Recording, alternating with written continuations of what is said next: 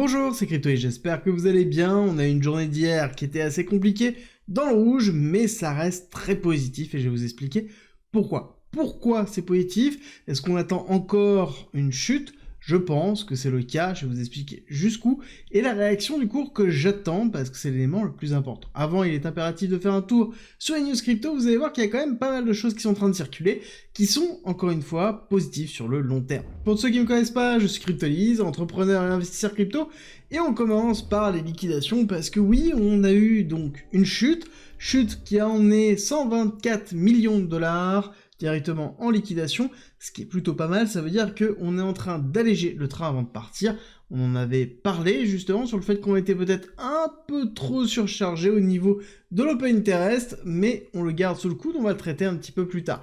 Ce qui va nous intéresser, ça va être les prises de parole qui ont eu lieu, notamment un membre de la Réserve fédérale qui a déclaré que très peu de transactions sont réalisées en crypto-monnaie, à moins qu'elles ne soient liées à la drogue ou à des activités illégales. Bref, encore une fois, toujours la même image, hein, on est dans l'idée que c'est antidémocratique, voilà, on est vraiment dans quelque chose qui est dans la déformation des faits, parce que ça a été déjà publiquement démontré que ce n'était pas le cas, voire très très loin d'être le cas, et qu'on est limite beaucoup plus propre que la monnaie cash habituelle et que les monnaies fiat habituelles.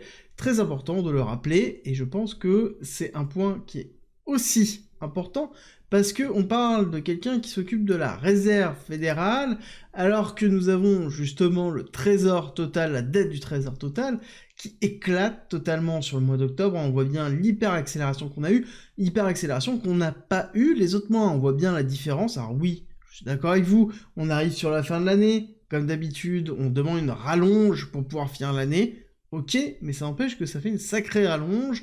Alors oui, je suis d'accord aussi avec vous pour dire qu'il y a peut-être des frais supplémentaires, notamment dans la partie armement, qui sont en cours, je suis d'accord, mais ça empêche que ça fait quand même beaucoup. Et ça veut dire que cette dette-là, à un moment donné, il va falloir l'absorber, d'accord? Comprenez bien que si c'est des bons au trésor américain, il faut bien qu'il y ait une contrepartie pour les acheter. Si c'est pas le cas, à ce moment-là, le prix risque de s'effondrer, tout simplement, des bons au trésor, et on va devoir remonter les taux pour avoir un intérêt à attirer du dollar. Bref, on est toujours dans cette démarche-là. Je pense vraiment que les bons au trésor américains et la dette publique américaine va être à surveiller, parce qu'on rentre vraiment dans un cycle hyper explosif, et on risque d'avoir des actions de ce côté-là, des actions du prochain gouvernement américain, certainement, pour essayer de rétablir une partie. Je ne pense pas qu'on va continuer à imprimer de l'argent infiniment, ou alors on assume tout simplement le fait d'imprimer continuellement de l'argent, et on le fait vraiment totalement. Dans tous les cas, ça nous confirme le fait qu'on a des entrées de liquidité au niveau de BTC et des crypto-monnaies, ce qui est positif pour notre cycle et pour notre bull run. Dans les autres nouvelles, nous avons aussi d'autres bonnes nouvelles, avec ici une comparaison proposée par Goku des BTC qui ont été minés versus les BTC qui ont été achetés par les ETF. On a ici, ok, mais cette semaine, 3150 qui ont été minés, 31 000 qui ont été achetés. Quand on regarde depuis le lancement des ETF, nous avons 178 000 BTC qui ont été minés versus 346 000 qui ont été achetés, donc on voit bien la différence réelle entre les deux, et ça montre qu'en effet on a bien une distorsion entre l'offre et la demande, et quand il y a une distorsion entre l'offre et la demande dans un marché libre, qu'est-ce qui se passe? Ben on a tout simplement un rééquilibrage entre le prix et l'actif en lui-même. Forcément, en parlant de bull run, c'est toujours intéressant à prendre, et c'est une des forces aussi du halving. Alors, est-ce que c'est tout? J'ai envie de vous dire, non, il y a aussi à côté les retails qui sont en train d'arriver petit à petit. On voit bien cette courbe en vert qui repasse ici, c'est la moyenne à 30 jours d'augmentation des demandes en investissement sur des petits montants, donc sur du retail. On voit qu'on a une augmentation sur les 30 derniers jours de 15%, ce qui est vraiment très positif. Quand on regarde généralement, c'est des éléments qui sont importants parce que c'est ce qui est au départ d'une accélération haussière du cours, comme on a pu le voir dans cette partie ici avant l'hyperaccélération, pareil dans cette partie ici avant l'hyperaccélération, pareil ici avant l'hyperaccélération, donc encore un autre élément qui nous confirme que c'est positif. Alors oui, on est une journée dans le rouge, encore une fois, est-ce qu'on va en avoir d'autres? Je le pense, mais ça empêche qu'on est positif. Il y a plein d'éléments qui nous montrent que le bull run va avoir lieu et qu'on se dirige petit à petit vers cette accélération haussière que l'on attend. Dans les autres bonnes nouvelles, nous avons Coinbase qui passe à l'attaque en déposant un FOIA. Alors bon, globalement, c'est quoi? C'est récupérer des documents sur ce qui s'est passé concrètement sur les banques américaines, et notamment en 2022-2023, où on a eu SVB Bank, on a eu Signature Bank qui ont été fermés. Alors SVB Bank, c'est normal, il y a eu un banquerolle, il y a manqué de liquidité, mais par exemple Signature Bank, il y avait des liquidités a priori, mais ils ont été arrêtés directement, stoppés, parce qu'ils avaient des clients crypto, et donc forcément, ça ne plaisait pas. Et quand on regarde un petit peu plus loin, on sait qu'il y a l'opération Choke Point. D'ailleurs, je vous invite vraiment à lire cet article-là, dans lequel vous tapez Bitcoin Magazine Choke Point, d'accord, vous allez vite avoir vite tomber dessus, et vous aurez toutes les informations. C'est très intéressant de comprendre ce qui s'est passé derrière. Pour faire simple, c'est le fait que l'administration utilise le domaine financier pour asphyxier une partie de l'autorité. Ça a été mis en place pour la première fois au niveau des mandats de Obama, et ça a été réutilisé maintenant au niveau de la crypto, on le sait, mais en l'occurrence, nous avons Coinbase qui cherche à avoir des documents pour le prouver. Ça va être intéressant, si jamais c'est validé, ça va être une affaire à suivre. En tout cas, personnellement, je le suivrai parce que ça m'intéresse de voir exactement ce qui s'est passé si jamais on est amené à le découvrir. Dans les nouvelles macroéconomiques, qu'est-ce qu'on peut attendre sur cette semaine? J'ai envie de vous dire pas grand-chose. Un petit discours aujourd'hui de Madame Lagarde, mais encore une fois, pas grand-chose. Vente de logement demain, oui, mais ça risque pas forcément de faire bouger peut-être les PMI-services jeudi. Je suis d'accord avec vous, avec les inscriptions au chômage hebdomadaires, mais ça reste quand même relativement faible par rapport au 5 novembre, je vous le rappelle encore, ou encore peut-être, alors 5 novembre si vous vous souvenez pas, peut-être de la dernière fois, mais c'est les élections américaines, hein, date vraiment importante dans laquelle on arrête l'incertitude au niveau de l'investissement et on passe à la vitesse supérieure. Forcément, on aura beaucoup de volatilité, mais on aura une tendance qui se dégagera dans les semaines qui suivent.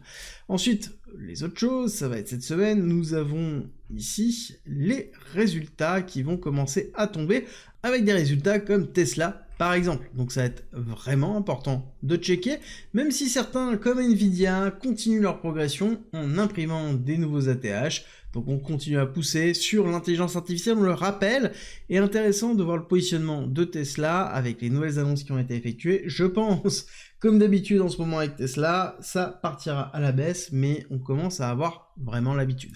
Concernant les indices, S&P 500, un peu compliqué sur le début de semaine, mais on stagne tout simplement. Nasdaq, on est un petit peu en hausse, on a eu une chute qui a été quand même assez agressive, mais qui a été ravalée quasiment instantanément. Dans tous les cas, ça a touché et impacté notre ratio BTC-Nasdaq. On voit bien que la compression est toujours respectée, c'est quand même impressionnant. Et là, on va nous dire que l'analyse technique ne sert à rien, mais on voit quand on regarde des ratios, des forces, des transits de liquidité, ce qui est le cas BTC-Nasdaq, ça nous permet de voir qu'en effet, on est forcément dans une baisse ici pour aller chercher le plus bas. En attendant la rupture, dans tous les cas, plus on va se diriger vers ici la fin de compression, plus on aura une possibilité de rupture à la hausse et à la baisse, et on espère tous avoir une rupture à la hausse, bien évidemment, ça voudrait dire qu'on a une surperformance de BTC.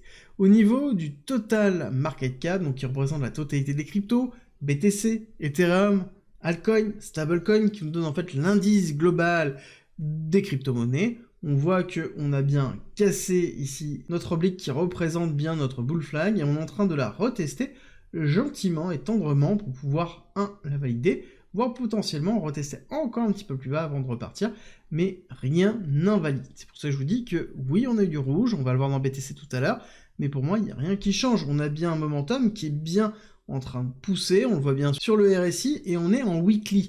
Donc ça veut dire un momentum très fort, in fine, sur le long terme, et quand on regarde BTC toujours en monthly CME, oui, on est repassé en dessous, mais ça n'empêche qu'on est toujours dans des niveaux qui sont très importants, surtout que quand on regarde un petit peu ce qui se passe au niveau de l'Open Interest, c'est la représentation des leviers sur les exchanges, et dans la partie CME étant représenté par Chicago Mercantile Exchange, qui sont les institutionnels, on voit qu'on a une augmentation, là, cette petite courbe ici bien noire, qui réaugmente bien fortement, on voit qu'on a un retour des futurs sur les institutionnels, ça veut dire qu'on va avoir la volatilité qui va revenir, et on espère tous que ça va être de la volatilité à la hausse. Quand on regarde la BTC court terme, 4 heures maintenant, ça va être intéressant de voir que on a bien eu une baisse et un retest ici de la première zone 382,05, important, mais est-ce que c'est suffisant? J'ai envie de vous dire, la réaction haussière est trop faible. D'accord, on a maintenu ce lot-là, ce bas ici, techniquement c'est positif, mais j'aurais aimé avoir quelque chose de beaucoup plus puissant. Donc tant que là, j'ai pas une forme d'accumulation très propre qui se fait, la probabilité c'est d'avoir encore une baisse, et là on va se poser la question de où on peut aller sur cette baisse-là. J'ai envie de vous dire, on va prendre tout simplement ce bas ici, et on va se mettre sur ce haut-là, d'accord, classique, c'est la totalité de ce mouvement-là, et on voit que 382 se trouve ici dans les 65 500, et on se retrouve ici dans les 64 200. Et vous allez voir que ce sont des zones qui sont très importantes, dans lesquelles nous avons des niveaux de liquidité qui sont bien présents, dans lesquels, ici, on voit bien qu'on a un certain nombre de longues qui se trouvent dans les 66 000, 65 000, et si on va un petit peu plus loin, on voit qu'on a aussi un bloc dans les 60 000. Et quand on regarde justement à quoi ça pourrait ressembler, les 60 000, et qu'on prend la totalité du mouvement, donc c'est-à-dire ce plus bas ici jusqu'à ce plus haut là, on voit que on est en plein dedans, dans pareil la zone de continuité de tendance, qui serait peut-être la zone d'arrêt total. Ça va être à surveiller. Dans tous les cas, je pense que le mouvement doit consolider avant de repartir maintenant, parce qu'on n'a pas eu la phase de retour suffisamment puissante, ou ici, faire une continuité baissière pour aller chercher encore un petit peu plus bas. Et de toute façon, dans tous les cas, on voit bien que ce mouvement baissier était important. Ici, on voit bien le cluster de liquidation. Je vous en ai parlé plusieurs fois en vous disant que c'était beaucoup trop important ici. Les liquidations, on avait beaucoup trop de raisons d'aller plus bas, et on voit qu'on est allé liquider quasiment la totalité. Et bon, on est en train de reconstruire un petit peu, mais c'est quand même faible. Et on voit qu'on attend une continuité baissière, encore une fois. En tout cas, quand je vois la remontée de l'open interest, je me dis qu'on pourrait avoir encore une petite mèche pour bien liquider toute cette partie-là et aller chercher des targets plus basses, potentiellement 60 000, 65. Bon, on n'est pas là, on prend du temps, mais moi ce qui me rassure, toujours, c'est que je vois ici l'open interest qui monte, le funding rate qui monte, et on voit ici les positions des top traders qui sont en train de monter tranquillement. Donc pour moi, je considère toujours qu'on est dans une phase de respiration avant d'avoir l'hyper-accélération, ce qui est plutôt positif sur long terme, mais c'est ce que l'on attend. Donc, restez patient, on n'a pas d'invalidation, je vous ai déjà donné plusieurs fois les niveaux d'invalidation, on est quand même très loin, donc on prend notre mal en patience, on surveille le cours, on voit si on a des formes d'accumulation, on a nos zones à vérifier, si oui ou non on a un rebond comme on l'attend, si c'est le cas, on aura certainement une explosion très forte du cours, et le temps avance. Encore une fois, le temps est très positif pour nous. On a une tendance à avoir un mois d'octobre qui est dans le vert, on arrive vers le 5 novembre, les élections américaines, donc tout se dirige vers potentiellement une accélération haussière, mais ça n'est pas dit qu'on la fasse aujourd'hui, ou encore demain, on a le temps, et n'oubliez pas, ce sont des moments de calme. Alors oui, ça peut ne pas y ressembler, mais je peux vous assurer que ce sont des moments de calme, c'est des moments qu'il faut privilégier pour bien mettre en place les derniers points de sa stratégie, bien mettre en place sa stratégie de vente, bien valider son portefeuille, valider cette dernière zone de rechargement si jamais on a des opportunités, être préparé. Et si vous ne savez pas comment faire, je vous invite à regarder ma méthode d'investissement qui est en commentaire en description, dans lequel je vous explique les 4 grandes étapes de cette méthode pour pouvoir justement être prêt à ce qui nous attend et surtout avoir un plan vraiment établi et avoir un suivi correct pour être sûr de suivre cette hyper accélération qu'on appelle le bull run et qui va être émotionnellement très forte. En tout cas, j'espère que cette vidéo vous a plu, vous a aidé. Si c'est le cas, n'oubliez pas, likez, partagez et abonnez-vous. Et on se retrouve très vite.